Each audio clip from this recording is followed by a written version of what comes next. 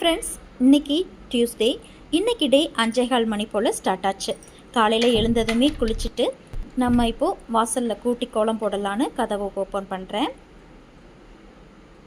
இது நேற்று போட்ட கோலம். இதெல்லாம் நல்லா சுத்தம் பண்ணிவிட்டு இப்போ நம்ம இன்றைக்கி செவ்வாய்க்கிழமை இல்லையா, அதனால் நிலவாசலில் மஞ்சள் தடவி கோலம் போட்டு குங்குமம் வச்சு மங்களகரமாக ஸ்டார்ட் பண்ணலாம். இது போல் நிலைவாசலில் மஞ்சள் தடவி கோலம் போட்டு குங்குமம் வச்சு பார்த்திங்கன்னா வீடே ரொம்ப மங்களகரமாக இருக்கும்.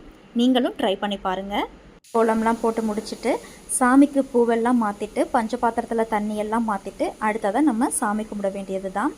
செவ்வாய்க்கிழமை வெள்ளிக்கிழமைகளில் நான் எப்போதுமே புள்ளி வச்சு கோலம் போட மாட்டேன்.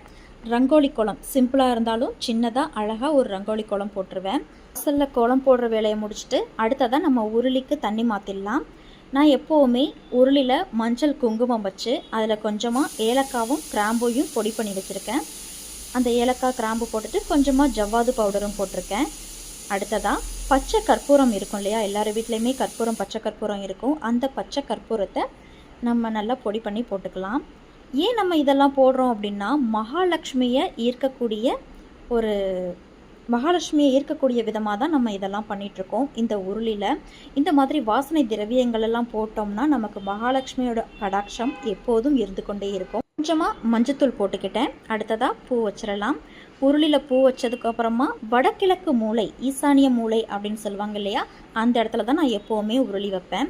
இன்றைக்கி சாமிக்கு நைவேத்தியமாக நான் என்ன வச்சுருக்கேன் அப்படின்னா பச்சை வேர்க்கடலையை நைட்டே ஊற வச்சுருந்தேன். அதை வேக வச்சு சுண்டல் வச்சாச்சு. அப்புறம் ஒரு டம்ளர் பால். இதுதான் இன்றைக்கி நம்ம நைவேத்தியமாக படைக்க போகிறோம். நம்ம வீட்டு பூஜை அறையில் பாபா தான் நிறைய இருப்பாங்க. ஏன் அப்படின்னா நான் ஒரு தீவிரமான பாபா பக்தை.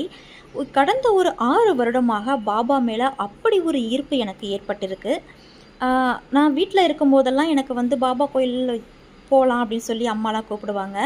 பாபா அது யார் பாபா, நான் வரல, நீங்கள் போயிட்டு வாங்க அப்படின்லாம் சொல்லிடுவேன். ஆனால் கல்யாணத்துக்கு பிறகு கடந்த ஒரு 6 வருடமாக பாபா மேலே அப்படி ஒரு பக்தி எனக்கு ஏற்பட்டுடுச்சு.